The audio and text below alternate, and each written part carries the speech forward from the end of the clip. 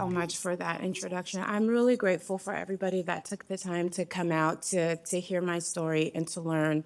For those who are very passionate about something that is very near and dear to my heart, not only as someone who is a survivor, but for someone who is a humanitarian, someone who cares a lot about people and the wellness and safety and rights of women and other individuals. I am born and raised in Los Angeles, California. So I'm actually from South Central LA, which is one of the reasons why I left. I was like, I have to go to USC because it's so like right there. Why not? But I was raised to young parents, right? And so one of the things that I kind of want to talk about is not just necessarily the story of my life, but the conditioning. I know a lot of people know about grooming, but not a lot of people talk about grooming and conditioning, which is very, very important. And then the psychological kind of aftermath of what I deal with and the survivors that I've worked with and what they deal with. So when I say conditioning, growing up in South Central, very sketchy neighborhood, everyone knows when you think about Boys in the Hood and all those other classic movies, I kind of grew up in that. I grew up with a young mother. She had me at 13 years old. My dad was 17 years old. You know, they were in love, but they were very, very young.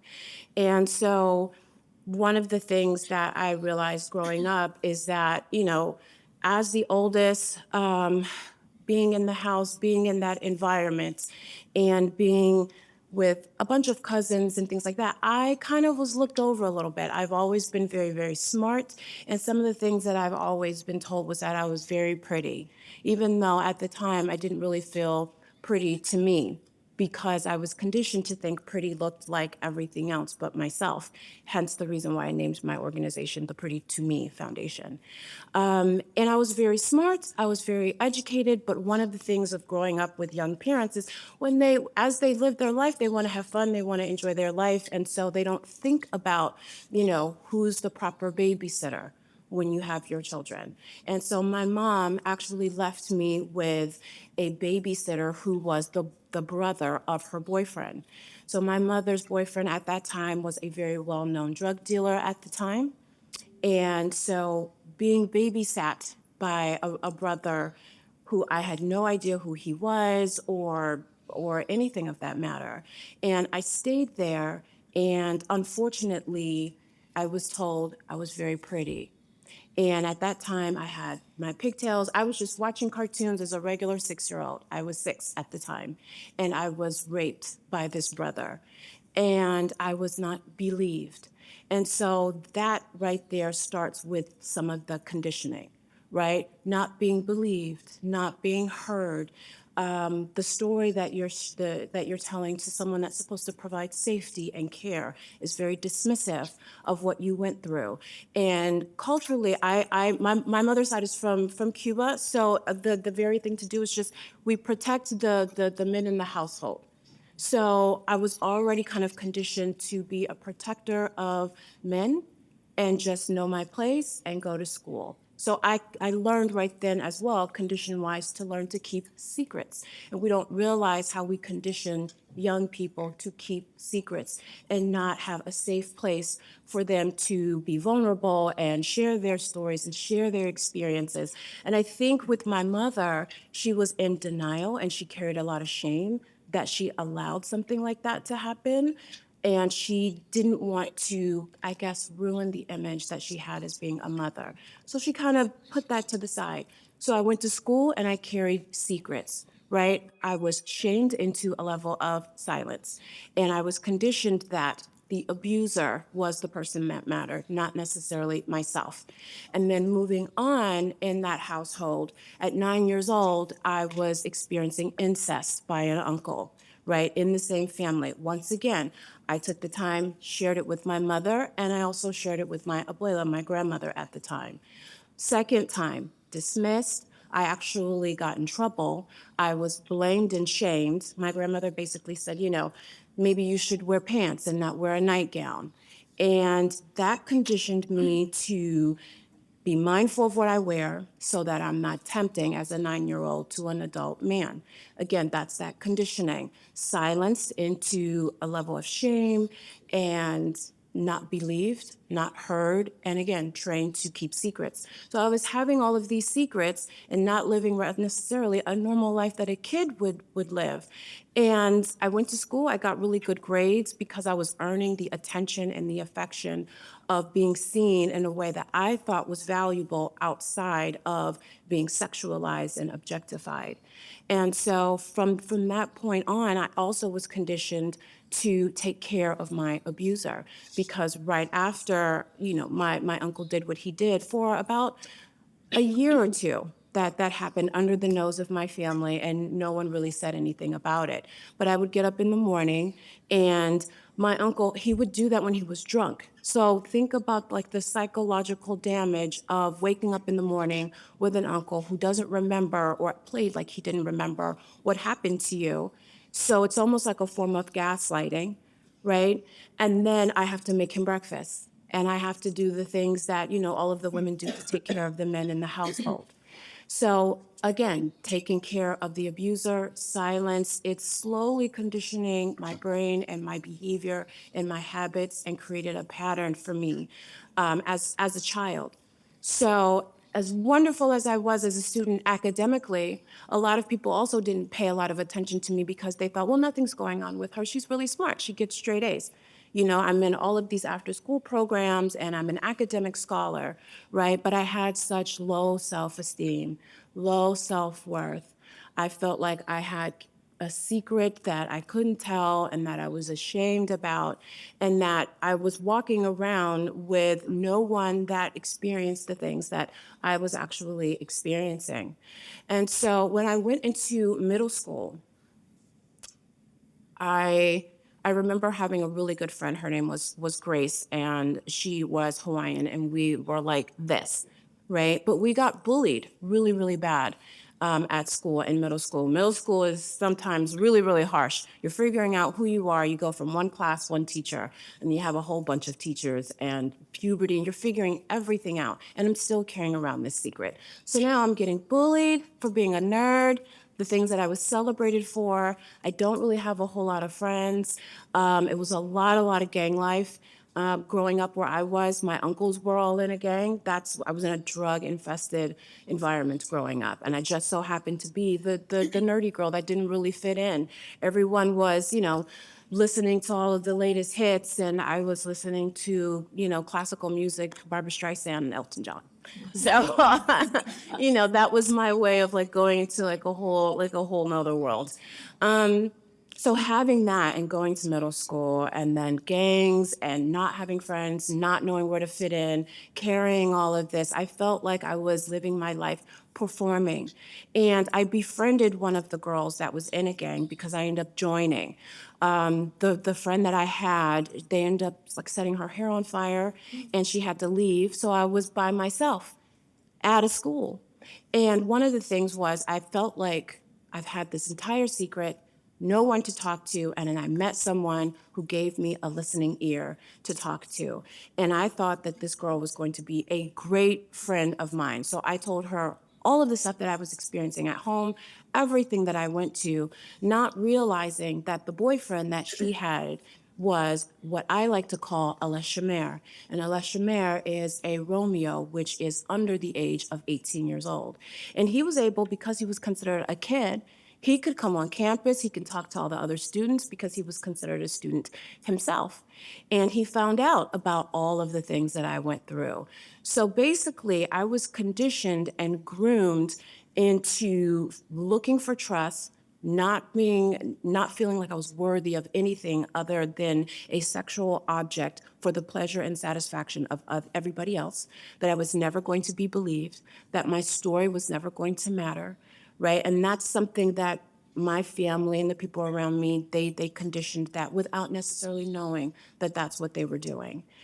And then I ditched school one day. I was like, I'm gonna go to McDonald's with them. They want to go, living in LA, you're always not too far from the beach. I was like, we can catch the bus to the beach. I can do that, right? I was still a really good kid, great grades. I had great relationships with my teachers, but I had a secret, and I didn't tell anybody. And so when I did school, I remember walking into the neighborhood, walking with them with my fries as if it was just a regular, normal day.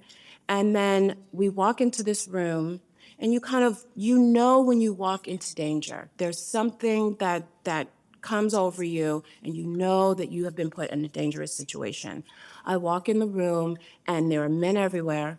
There are women everywhere. There are drugs everywhere. There's cocaine on the table. There's marijuana on the table. There's bottles of beer on the table. There's guns on the tables. There's a little bit of everything everywhere. And my life has never been the same ever since. Those were the traffickers. The girl that I trusted, that I carried the secret, the only person that allowed me to share my story and believe my story was actually not on my side and was the girlfriend of the perpetrator. And they walked in and walked right out and left me there. And the guy walked up to me and said, let's go try her out. And I end up having to sleep with everyone in that room, and that's including the women. And when you think about, well, why didn't you go home? Why didn't you tell? I've already been conditioned not to psychologically. My story has already been proven that it'll never be believed. I also took on the burden of feeling like because I ditched school, that I would be the one to get in trouble for it. And I didn't want to get in trouble. I didn't want to say I ditched school. I had this image of performing and being a great academic success. I felt like, this was my burden to bear. One of the things that they also promised was validating me, right? They validated, they said they would take care. They thought that nobody believed me at home. I didn't matter to anybody at home. I was going to matter to them. All of the psychological stories of feeling validated and heard and seen and understood. I was told I'd be taken care of. They would help me pay for college because I seemed really smart. All of these things this girl told them that I thought I had befriended at the time. She shared everything there was. And that's why when I work with my students and the girls, I say it's really important that you pick your friends and you don't let your friends pick you. Because there's a lot of things that when you are trying to be chosen and you don't really know who you are, there are things that you are, as an impressionable young girl too, you are willing to shapeshift and conform and lay your morals and values down to fit in and to be accepted. And that's not something that we really teach in terms of worthiness and confidence skills with students at school. And I ended up having that situation happen to me because I didn't know who I was. I wasn't pretty to me. I already thought that this is something that just happens to me. So I've gotten accustomed to being sexually assaulted and being raped and being manipulated and being invalidated. And that was around 12 years old when I started doing that. And another thing that was really harsh for me is living in fear, again, with this secret, with guys who were in a gang. They knew my family, they knew where I lived, they knew my other uncles, which were rivals. So I always thought if ever I told on them, something would happen to my family, right? So after about a good year or two going through multiple different transactions, I call it the three B's of where I was trafficked, including Long Beach. Long Beach in California is where the dock is, it's where the port, it's a lot of international travels. I've seen a lot of harm happen. Over there in Long Beach, one of the girls that I was trafficked with, actually, I believe that she was put into one of those crates and sent away because when we arrived all together at the port, they only made her get out. And all of the men that were out there, you can tell that it was a sale and a transaction getting ready to happen. And the fact that we left without her was scary enough for me to realize that those three B's that a lot of the transaction happened, which was Bel Air, Beverly Hills, and Brentwood. Also Long Beach, and then downtown LA. And those are the areas where we were trafficked and had the most transactions. Foreigners who came from out of state and had a fetish to be with a multiracial little girl who looked like me, or men in corporate America as well. I always say that a lot of times these things happen in plain sight. some of the things I would used to do to try to get attention and realize that no one was paying attention, I would do a lot of eye movements to see if anybody would pay attention to notice that I was in danger. And no, everyone was so absorbed within themselves. No one really paid attention to any body language. I couldn't do anything that was outwardly, going to cause any attention because I could get hurt, I could get harmed. There was a time where we I tried to get away.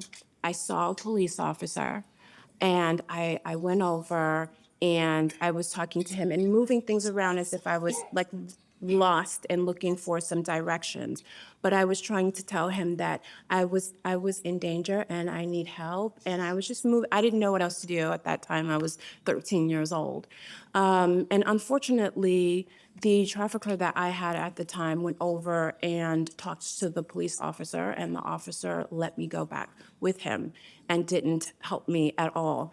So that is another way of conditioning, that even if I do go and ask for help from the people that are supposed to protect me, they might just give me back. And the amount of retaliation I got, that put me in enough fear to never do that again. I actually had my jaw broken and I had it wired from the right side from talking to an officer and trying to get out. And so I dealt with that for a long time. So I didn't tell anybody at home. I didn't tell anybody at school. I had a teacher who noticed that my grades were not where it should be. And they asked me if everything was okay. But my fear that something would happen to her, and I made my teachers kind of like, family members to me, people that I looked up to. I didn't say anything because I valued her life and I didn't want anything to happen to her. But I've also been conditioned to fear that something else would happen to me. So I didn't get out of that until going to the hospital. I had a transaction where it was very brutal and very, very harsh. And I went home and I had a lot of anal bleeding. So I went to the hospital and I needed to get stitches. I was about 15 years old. And that was the one time that my grandmother had to take me to the hospital. And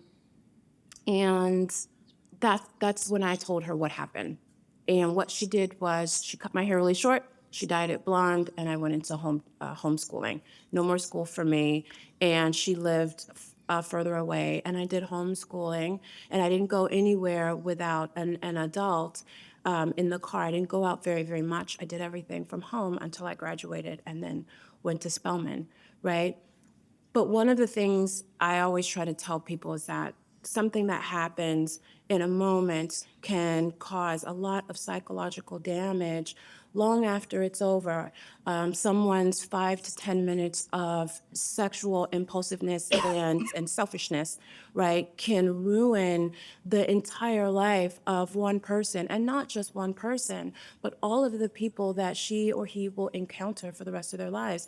That situation impacts me. I'm 42 years old now, and I have to let someone know, who I'm dating, this is what I went through. These are my triggers. These are the sensitivities that I deal with. And getting into this work, one of the things I realize is that, there's not enough sensitivities and understanding and belief when it comes to survivors. When they share their stories, there's not enough cognitive empathy. I feel like even if the story is not something that you are used to hearing, that people have the right to be seen, heard, valued, and believed the first time, right? Because that is their experience and it needs to be validated. And when it comes to dialogue and when having a conversation with a survivor, I usually like to bring them in and create a safe space for them with tone, right? With my body language, which plays a really big role, right? How you talk to a survivor, letting them know that they are seen and heard, not interrogating them.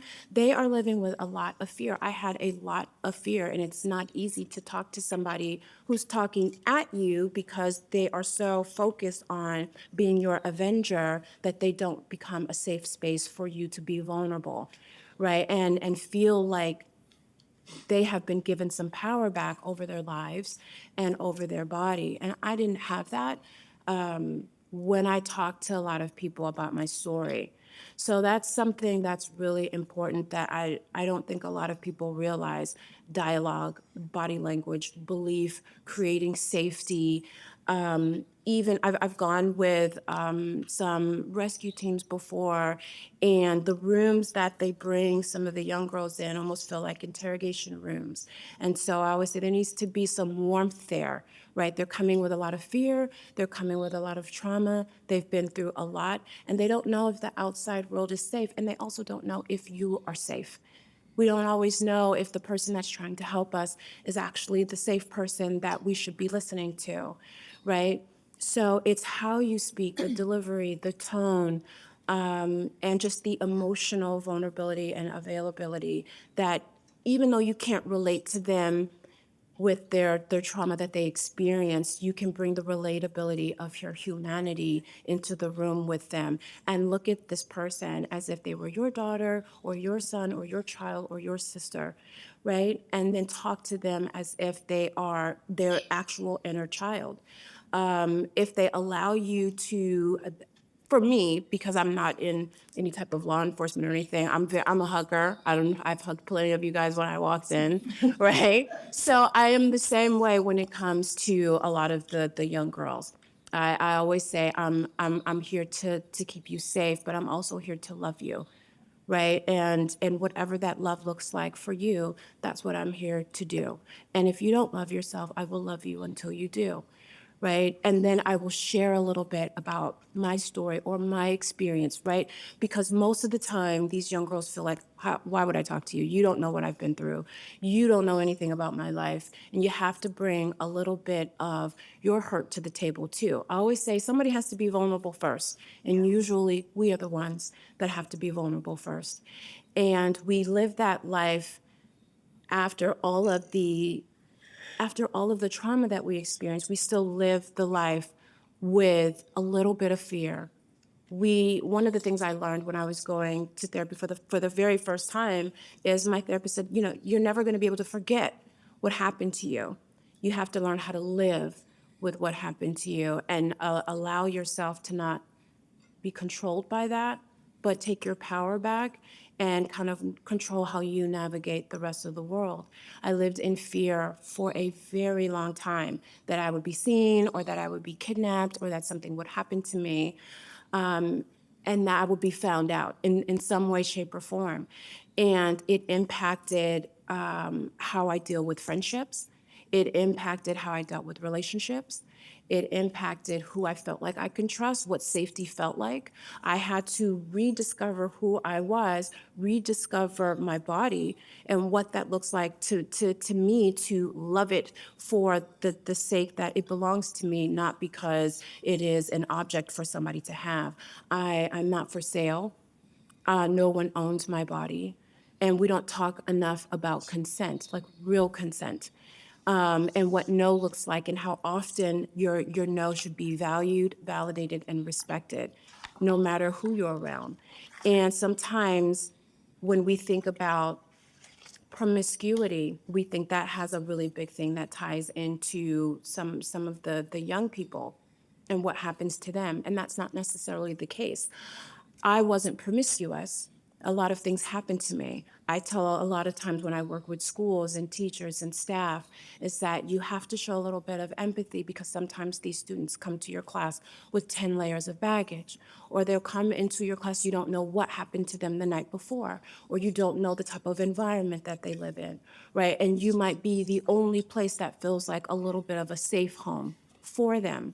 So how you talk to them and how you engage and how you interact with them is very important. And I actually had some teachers that made me feel like they were a safe space for me, but I didn't want to get them put in any type of harm or danger. And also one of the things is promiscuity has nothing to do with academics, right? I was a scholar, I got straight A's, but I had low self-esteem. I always felt objectified. I felt unworthy. I was pretty to everybody else, but I wasn't pretty to me.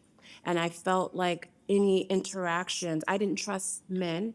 I didn't have a lot of respect for adults. And that's something that I see when I work with a lot of people that most of the time they'll tell me, especially those in foster care and some of my girls in group homes, that no one cares about me. So they build up this kind of thick skin and layer of what most people would consider a bad attitude, or they're difficult to handle, or they're sassy, or they're mouthy, or all of the labels other than they're a kid. And let me look deeper into this, right? Let me take myself out of it. Let me take my ego out of it and how this child or this person makes me feel. And let me see what is the root cause of this behavior. What is the root cause of like what I'm receiving, and go a little bit deeper. And again, bring your humanity to the table and just ask yourself, could there be something else going on with this kid? Because most kids kind of test you and push you because they already don't respect adults. They already don't feel safe with adults. And so they're going to push you away or might give you a little bit of attitude. I was that way for a little bit because I felt like I can't trust any adults. Like, what do you want? Do you just want something from me? Are you trying to get me in trouble? Just different things like that. And when you're working with them and you're talking to them, you'll realize actually they don't trust me or maybe respect me because I haven't earned it, because the world has taught them that I'm not safe, right? And how I talk to them and being consistent. A lot of the students and kids that I deal with, they deal with abandonment. So you just showing up one time to pull information out of them, that might not work for them. You might have to talk to them once, twice, or three times, however many times, in my opinion, is what matters, because you want to help them, you want to keep them safe. And we don't take that seriously enough when it comes to young people. My experience was not necessarily being kidnapped, which is what seems to be the image that people think in their mind when it comes to trafficking, that you get kidnapped. That happens, but the psychological grooming and the environmental grooming. There's not enough access to self-esteem programs, to emotional intelligence programs, to confidence building programs in schools and in organizations where kids build up enough strength within themselves to feel like, I actually have a voice. I don't have low self-esteem. I matter. My voice matters. I am safe. I have somebody that will believe me. I have somebody that will protect me, and use that, because a predator will know when a child has low self-esteem. My predators knew, the girls that I was around, everyone knew I had low self-esteem. Everyone knew why I had low self-esteem. So I was actually a great target and an easy target because I was already not believed by the people that were in my life, right? So they basically said, this girl with low self-esteem, who doesn't know who she is, who's not taken care of, no one's really checking for her. She doesn't seem to matter to anybody. So we are going to make her matter to us, and we are going to sell her. We're going to make money off of her, and then we're going to throw her a little bit of validation. We're going to plant some seeds of fear, right? But we're also going to wrap our arms to make it feel like she has a circle of people that will protect her. And that's a level of gaslighting, but that happens to a lot of young people. And they kind of get caught up not realizing the person that was supposed to matter to me is actually the predator. And if you were groomed in the way that I was groomed and conditioned the way I was conditioned, then you grow up to take care of your abuser. And we don't always think that that will kind of show up in other ways unconsciously in adults. And a lot of times when I work with young people, I've had them say, well, when I get older, I'm just gonna, stick to this life, and I'll find me somebody who will treat me the way my trafficker treated me, because at least they cared, or at least they loved me, or at least they, paid for school, or at least they paid for the things that I need and the clothes that I need. And that's really not a way to go. That's still living trauma from childhood, kind of creating an adult life that is subjected in that level of trauma as well. And we grow up thinking that that's just natural, and that just happens, and it's not really a big deal.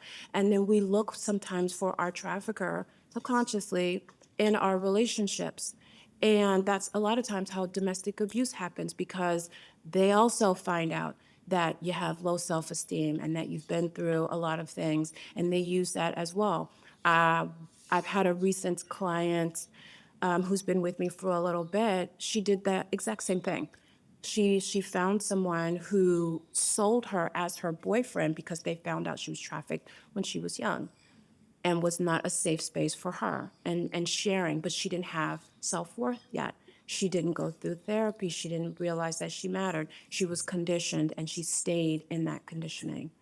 And so I want to make sure that I let you guys know the sensitivity in dialogue, the sensitivity in body language, right? The safe space, the relatability, the humanity that goes into conversing with survivors, how to pay attention to body language, how to create a safe space for them to tell you and trust you that you're somebody that, they can think, you know what? They're not going to throw me back into, the lion's den, which is something that happened to me.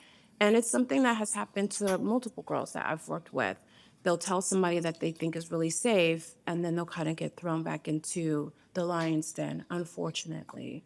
And then once you do that, they feel like if they can't tell the person that's supposed to be the most safe to them, then who can they tell? And who can they talk to? And then we live in a world where society has a shaming tactic and a disbelief of women who do speak out. They're more crucified than believed, and they are shamed instead of seen and heard and validated. And it scares most women and most men who are survivors of that form of sexual assault into shaming their own selves into silence. And again, it's a psychological conditioning that we don't really pay a whole lot of attention to. So that is a bit of my story. That is my experience. I now focus on creating programs for schools to teach kids how to use their voice, how to have emotional intelligence, confidence building skills, how to communicate, how to listen, especially amongst peers. If you don't feel like you can share with an adult, then you can share with one of your peers and then you can go together. The key is to make them feel like they are never alone, because a trafficker and a pedophile will look for the girl that's alone, will look for the girl with the like hunched over shoulders, which is how I walked home from school every day. I looked depressed. I looked like I had a lot on my mind. I looked like I was carrying the weight of the world on my shoulders. They look for things like that. But when you have students and you empower them, right, especially women, young girls, and boys as well, because I have some male students who have told me for the first time that something has happened at home and they don't really know how to tell their parents, right? Empowering students, empowering women to speak up for themselves and to have a level of love and acceptance and worth and value outside of what they offer sexually, outside of their physical body, right? Empowers them to believe that they matter.